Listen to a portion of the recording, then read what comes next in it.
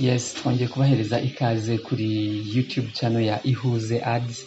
Uyu munsi rero tubafitiye inkuru nziza ariko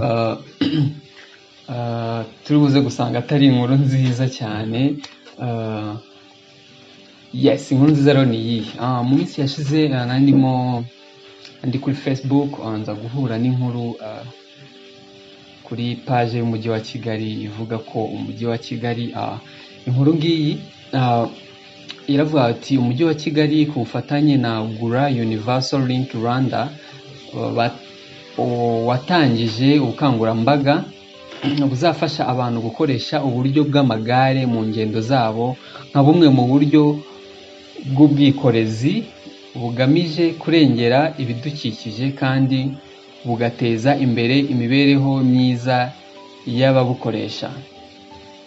Inkuru yakomezaga ivuga ko hashingiwe kuri ubwo bufatanye Gura Universal Link Rwanda irimo irashyira ibyuma by'ibara ry'icyatsi kibisi ku mihanda imwe n'imwe mu mujyi rwagati ndetse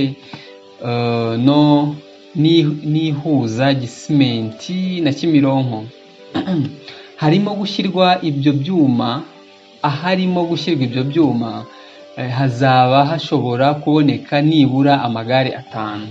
Ayo magare azakoreshwa ku buntu mu gihe cy'amezi 3 ya mbere, kandi nyuma y'icyo gihe nabwo igiciro kizaba cyoroheje. Ufashe igare ku Gisimenti agiye mu mujyi azajya abona aho arisiga, ibyo bita station cyangwa station. Iki ni icyiciro cya mbere cy'uyu mushinga wo gusaranganya ubwikorezi bukoreshejwe amagare, kandi imihanda izakoreshwamo ubu bwoko bw'ubwikorezi izagenda yongerwa aho bishoboka mu turere twose tw'umujyi. Uyu mushinga rero nk'uko iyi nkuru cyangwa se itangazo ry'umujyi wa Kigali ribivuga, ni umushinga muri rusange w'uburyo bwo gusaranganya cyangwa gusangira uburyo bwa transport. Bivuga ngo ni ahantu runaka nk'uko twavuga muri gare, ushobora kujya muri gare ukahasanga imodoka ziri bugutwara ahantu runaka ushaka, ariko noneho ngo hazaba ari ahantu runaka uri ugenda ugasanga amagare, noneho ukaba wafata igare bitewe n'aho ugiye ukaritwara ukarigendaho, ariko aho ugiye ukaza kugera ahandi hantu naho hari station habugenewe nyine ayo magare ukarisiga, ukaba wakora gahunda zawe. Nimba uri buze gutaha ukaba wakongera ugafata rya gare ugataha. Nk'uko iri tangazo ribivuga, batanze urugero rwa Gisimenti kugera mu mujyi, kuva ku Gisimenti kugera mu mujyi. Bivuze ngo ku Gisimenti hazajya haba ari station, no mu mujyi hari station. Ufata igare ku Gisimenti unyonge utware paka mu mujyi ahantu hazaba harabugenewe, uparike igare ujye muri gahunda zawe. Wenda igihe urangirije gahunda ushobora kugaruka ukaba wafata igare ukongera ugasubira wenda mu Gisimenti cyangwa se ahandi hantu hazaba harashyizweho. Ubu buryo busanzwe bukoreshwa mu bihugu byateye imbere byo hanze. Ushobora gufata igare usanga nyine izi station ziri ahantu henshi hatandukanye, ukaba wafata iryo gare ukarikoresha aho ugiye, ukaza kubona station ukarisiga, cyangwa se tuvuge nko mu makaminuza hari ibigo biba bifite ari binini cyane. Tuvuge nk'urugero, ugeze nko muri kaminuza yahoze yitwa Kiste, ushobora kuba ukeneye, urabona hari ku bantu bahazi hari gate yinjirira hahoze ishuri ry'ubuvuzi. So tuvuge winjiriye aho ngaho ukeneye kujya ku mashuri yo hepfo nko muri Camp Kigali, ushobora kubona ari urugendo rurerure, ariko noneho ayo magare ahari ushobora kubyifashisha ukaba wagerayo byihuse, uburyo bwihuse. Cyangwa se dufashe nka kaminuza y'i Butare iruhande, naho ushobora kubona ari hanini, ukavuga uti wenda ndinjiye ariko nkeneye kujya hana kandi ni kure, ukaba wakoresha iryo gare bikagufasha. N'ibindi bigo, ashobora kuba ari ibitaro, ashobora kuba ari ikigo wenda cya gisirikare, ashobora kuba ibigo binini bifite ahantu hanini ushobora gukora urugendo n'amaguru bivunanye, noneho ukaba wakwifashisha iri gare. Urumva ko mu by'ukuri ni igitekerezo cyiza cyane cyane ko hari abantu sibyo no mu mujyi wa Kigali, mu Rwanda muri rusange, mu ntara, mu byaro, uba usanga ubushobozi bwo kuba yatega bisi cyangwa se imodoka buba ari bukeya, akaba ashobora gufata urugendo rurerure n'amaguru. Ariko urumva ko uyu mushinga w'iri gare ushobora kuba wakemura icyo kibazo cyane, tugiye dufasha no ku bantu bakunda ibintu by'ubukerarugendo. Ushobora kuba ukeneye gutemberera ahantu, ushaka gukora relax, ukaba wagenda kuri iri gare buhoro buhoro witonze, ureba, usura ahantu ukeneye. Urumva ko iri gare mu by'ukuri rifite ikintu ryafasha muri transport, mu mibereho ya buri munsi y'Abanyarwanda. Ni igitekerezo cyiza mu by'ukuri, cyane ko bavuze ko mu mezi 3 ya mbere iri gare rizaba ritwarirwa ubuntu. Bivuze ngo nyuma y'amezi 3 hazashyirwaho uburyo bwo kwishyura. Uburyo bwo kwishyura rero turaje tuburebe mu kanya. Ni gute uzajya wishyura, ni gute uzajya ugira access cyangwa uzajya uhabwa uburenganzira bwo gutwara iri gare, kuko urumva ntabwo ari igare uzajya uza gupfa gufata uko wiboneye ngo utware. Hari n'abayatwara of course ko imyumvire y'abantu ntabwo ibi ku rwego rumwe. So turaje turebere hamwe mu by'ukuri iri gare kugira urya accessinge, ubone uburenganzira bwo kuritwara bizajya bisaba iki. Muri iki gihe cya mbere bizaba ari gutwarirwa ubuntu, bizaba bimeze bite? Mu gihe cya nyuma bizaba bisaba kwishyura, ho bizaba bimeze bite? Turaje turebere hamwe mu by'ukuri uko bizajya bigenda. Kuri urwo rwego rero kugira ngo turebe ngo bizajya bikorwa bite, hano hari website, hari urubuga noneho rwa ya company batubwiye yazanye uyu mushinga w'amagare. Mu by'ukuri ni website nziza, wikubisa amaso kabisa urabona ko irakeye kabisa, imeze neza. Guraride logo ntabwo iri kugaragara neza. It's just a comment, ariko website muri rusange urabona ko imeze neza. Website ni nziza kabisa. Ni amanota, wabaha amanota cyane hano. Yes, urabona ko website muri rusange imeze neza. Logo navuga itagaragara neza ni iyo hejuru. Iki cyatsi n'uramuhondo ntabwo biri kujyana neza, ariko muri rusange urabona ko website yabo irasa neza. Yes, dukomeje rero iyi Guraride Ride with Pride, shared smart bikes, electric scooters, electric bikes for cities and campuses. Ni amagare, harimo amagare ari smart cyangwa se ama electric scooter zikoreshwa n'umuriro, cyangwa se ama electric bike, amagare akoreshwa n'umuriro. Urabona ko ni ubwoko butatu bw'amagare agaragara ku rubuga rwabo, ariko turebye kuri rwa rubuga rw'umujyi wa Kigali, Facebook y'umujyi wa Kigali, hano bagaragaje ko ari amagare agaragaraho ni ubwoko bumwe, ariko ugiye kuri website y'iyi company Gura Universal Link Rwanda haragaragaraho ubundi bwoko bubiri bw'andi magare. Ubwo wenda ashobora kuzaza nyuma ntawamenya. Ikigaragara ni uko bizajya bisaba ko umuntu yiyandikisha kuri uru rubuga. Ushobora kwiyandikisha ukoresheje website cyangwa ukiyandikisha ukoresheje mobile app. Hano hari ahantu havuga ngo how it works. So bizajya bisaba ko ukora sign up. Sign up ni ukwiyandikisha mu kintu runaka. Bizajya bisaba ko wiyandikisha ukoresheje mobile app kuri telefone, cyangwa wiyandikisha ukoresheje computer cyangwa se website. noneho kugira ngo ubone uburenganzira bwo gutwara igare, buri gare rifite iyo nakwita QR code, ni code uzajya usikana na telefone yawe cyangwa ya app, noneho igare rigafunguka. Ubwo ni nk'ingufuri izaba iriho ikaba yahita ifunguka, noneho ukaba wemerewe gutwara iryo gare. Noneho igare wemerewe kuritwara, ariko mu gihe urangije urugendo ugomba kurisubiza kuri sitasiyo.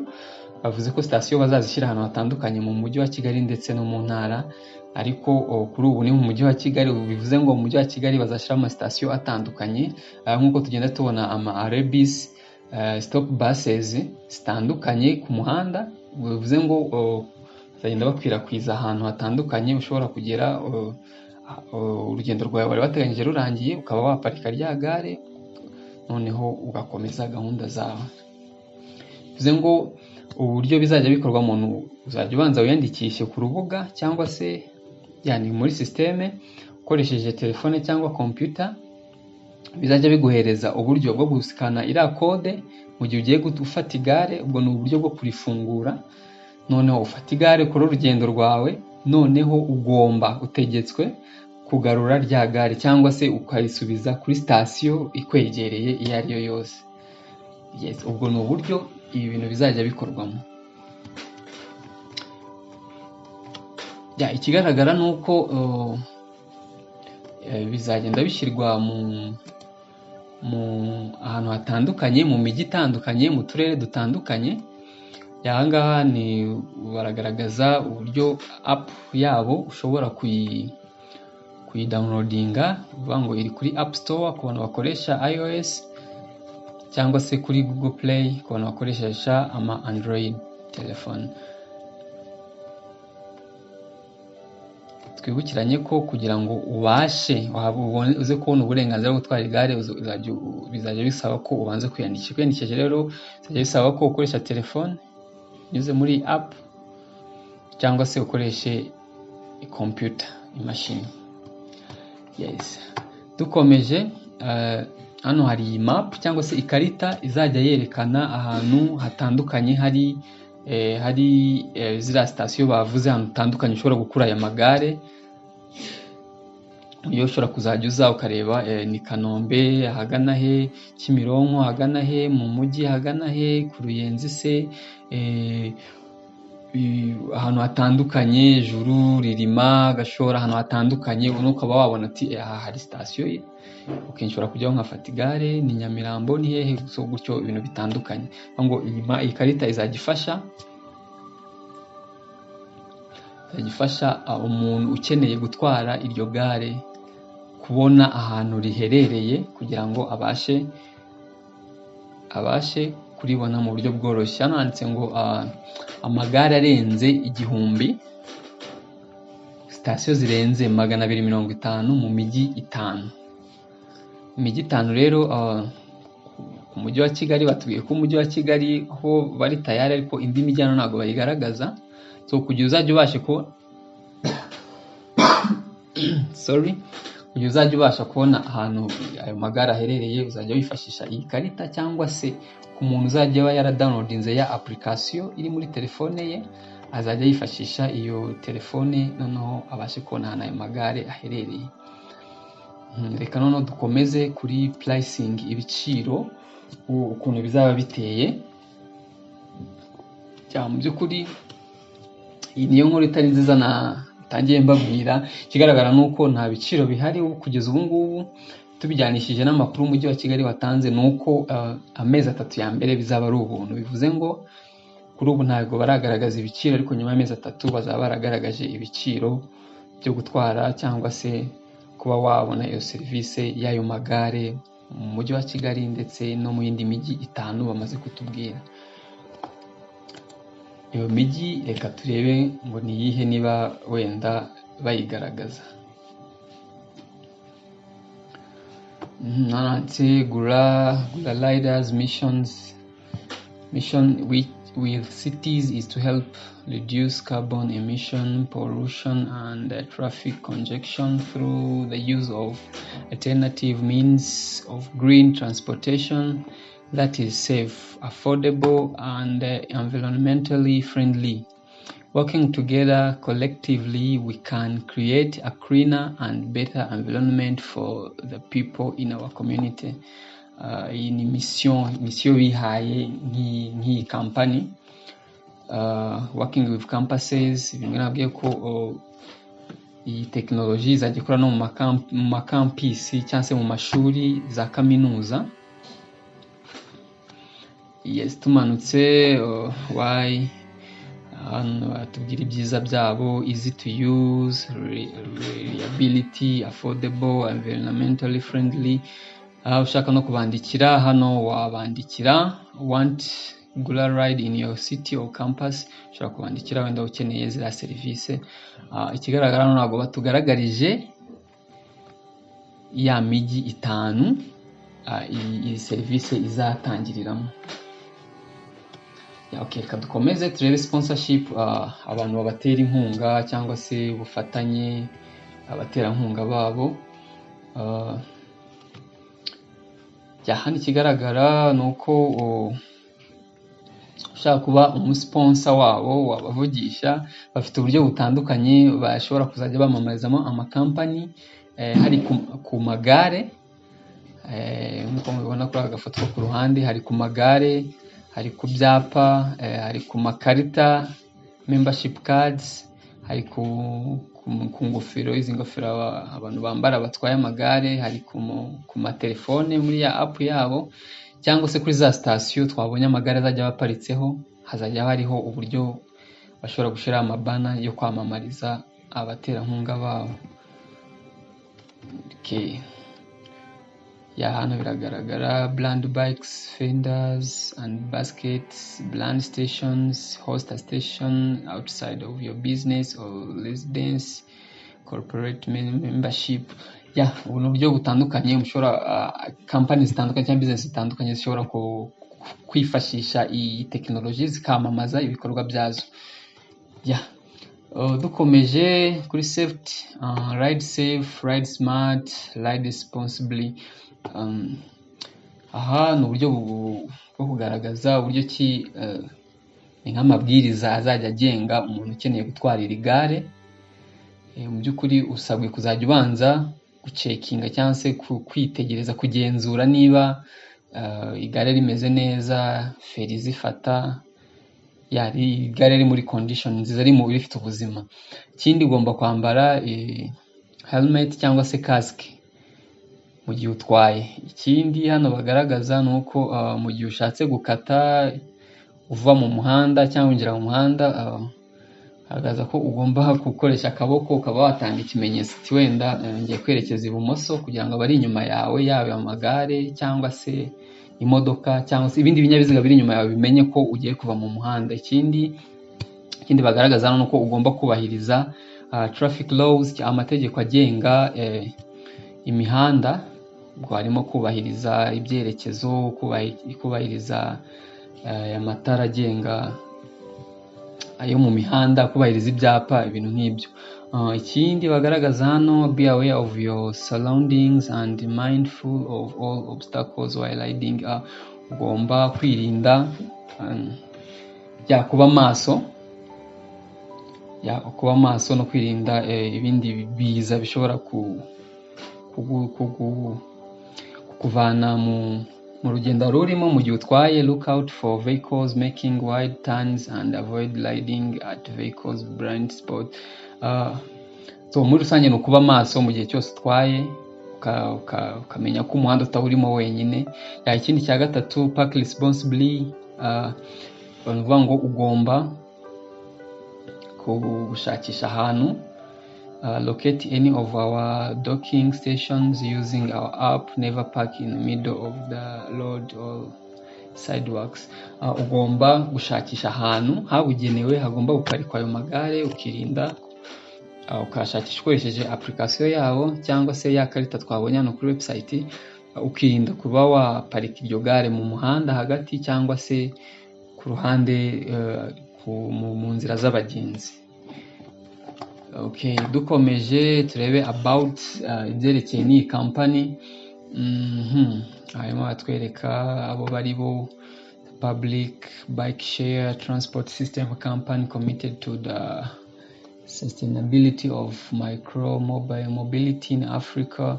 Barimo baravuga ikampani by'ukuri iyo ariyo intego bihaye nk'uko twabibonye kampani yihaye intego yo kuzana iyi tekinoloji y'amagare mu buryo bwo kugabanya ibintu byangiriza ikirere cyangwa se kuimprovinga cyangwa se guteza imbere transport urujya n'uruza mu koroshya urujya n'uruza mu mijyi ndetse no mu ntara zigize igihugu cy'u Rwanda. Bafite benefits nyinshi zitandukanye: easily accessible, easy congestion, affordable, reduce health risks, environmentally friendly. Aba ni abagize itsinda cyangwa se iyi company. Yes. Nanone hano uramutse ukeneye kubandikira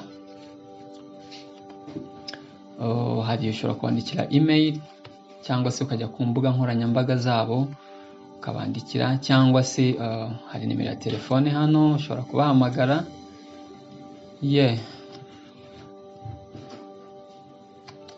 Mu by'ukuri twarebaga website yabo muri rusange uburyo iteye, amakuru iri gutanga. Reka turebe noneho, hari amakuru mfite atari meza kuri iyi project cyangwa se kuri iyi company, kubera ko ibi bintu nubwo umujyi wa Kigali wabitangaje mu by'ukuri ntabwo biratangira gukora. Niyo makuru atari meza ahari, ko nk'ubu dukoze tugiye gukora sign up mu by'ukuri nta kintu bari buduhe.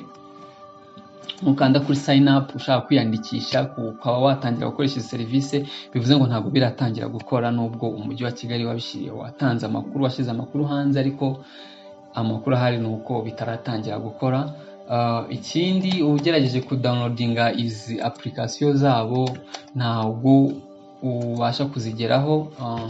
Wajya kuri ngiye nkoresha Android, nagiye kuri Google Play, mu by'ukuri sinabashije kubona iyi app yabo, ntayiriho. Bivuze ngo uyu mushinga ntabwo uratangira gukora. Nubwo hari amafoto umujyi wa Kigali wagiye utwereka, urabona aya mafoto ahantu aya magare aparitse, asa nkaho hari ibintu byatangiye gukora, ariko dukurikije amakuru twakuye ku rubuga, kwiyandikisha ntibikunda. Ikindi application zabo ntabwo ubasha kuzibona. So abakoresha iOS muze kugerageza mujyeho murebe, gusa ngiye gukoresha Android, nagiye kuri Google Play, application yabo sinabashije kuyibona. So tugarutse, mu by'ukuri igitekerezo ni cyiza cyane, ntawe utagishima. Ni cyiza kabisa. Amanota nkangahe umuntu yayabaha, ariko tugiye kuba ibintu bitaratangira gukora kandi byatangiye kwamamazwa, ni ikibazo kiri butuma amanota aba makeya, ariko mu by'ukuri dushize muri rusange iki gitekerezo cyari cyiza.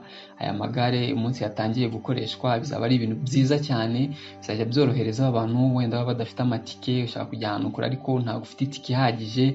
Niba ibiciro byabo biri hasi, bizajya bifasha abantu batandukanye b'inzego, abantu bari ku rwego cyane inzego zo hasi zitabasha kubona amatike yo kuba watega bisi cyangwa moto cyangwa se ubundi buryo bwa transport.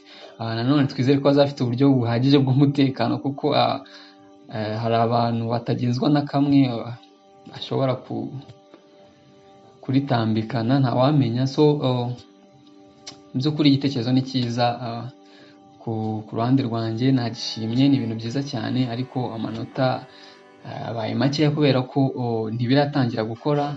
Nubwo byatangiye kwamamazwa ariko ntibiratangira gukora. Kandi urebye iyi project ishobora kuba imaze igihe kinini nubwo itaratangira gukora, kuko nugerageza gusura imbuga nkoranyambaga zabo urasanga iyi projet imaze igihe. Ishobora kuba iyi idea yatangiye kera, ariko ntawamenye icyabitindije. Ariko kugeza n'uyu munsi ntibiratangira gukora. So umunsi byatangiye gukora iri gare tuzagera kuri izo sitasiyo dufate n'amafoto turitware turebe koko bya bintu birakora cyangwa ntibikora, bya bintu biri serious cyangwa ntibiri serious. So tuzagera kuri terrain tubikoreshe, dushobora no gukora indi video twabwira ati ya magare noneho yatangiye gukora kandi ibintu birakora neza.